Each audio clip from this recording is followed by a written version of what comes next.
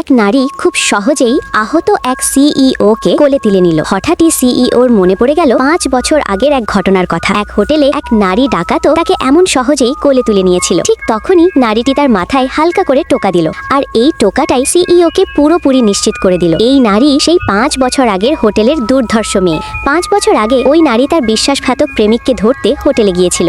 জানতে পেরেছিল প্রেমিক তাকে প্রতারণা করছে। রাগে ফেটে পড়ে সে কোনো কথা না বলে প্রেমিককে এমন এক ঘুষি মারে যে সে জায়গায় ঘুরতে ঘুরতে অজ্ঞান হয়ে যায়। সন্তুষ্ট মনে সে হোটেল ছেড়ে বেরিয়ে যায়। এরপর দুঃখে মদ খেয়ে ভুল করে সে অন্য এক রুমে ঢুকে পড়ে। সেখানে দেখে এক সিইওকে অপহরণ করে বেঁধে রাখা হয়েছে। ঢুকতেই তার গলায় ছুরি ধরা হয়, কিন্তু পরিস্থিতি বুঝে সে মুহূর্তেই 2 অপহরণকারীকে মারধর করে বের করে দেয় এবং সিইওর বাঁধন খুলে দেয়। সুদর্শন লম্বা সিইওকে দেখে তার মনে এক দুঃসাহসিক চিন্তা আসে, আমি তো তোমাকে বাঁচিয়েছি তাই না, বলে সেটাকে জোর করে নিজের করে নেয়। পরদিন সকালে নিজের বেপরোয়া আচরণের কথা ভেবে সে ভীষণ অনুতপ্ত হয়। একটি চিঠি রেখে যায়, দুজনের পথ আলাদা হবে আর কোনো সম্পর্ক থাকবে না। সিইও জেগে উঠে দেখে টেবিলে পেন্সিল দিয়ে ফুটো করা দাগ। সে অবাক হয়ে যায় এবং সেই রহস্যময় নারীর খোঁজ শুরু করে, কিন্তু কোনো সন্ধান পায় না। 5 বছর কেটে যায়। এদিকে নারীটি একজোড়া যমজ সন্তান, এক ছেলে ও এক মেয়ে জন্ম দেয়। তার মা প্রতিদিন চাপ দিতে থাকে বাচ্চাদের বাবাকে খুঁজে বের করে বিয়ে করতে। শেষমেশ আলটিমেটাম দেয় 3 দিনের মধ্যে বিয়ের ব্যবস্থা না করলে বাড়ি থেকে বের করে দেবে। বাধ্য হয়ে নারীটি সন্তানদের নিয়ে বাইরে বের হয়, কিন্তু 2 বুদ্ধিমান বাচ্চা ঠিক করে ফেলেছে ওরাই মায়ের জন্য বাবা খুঁজবে।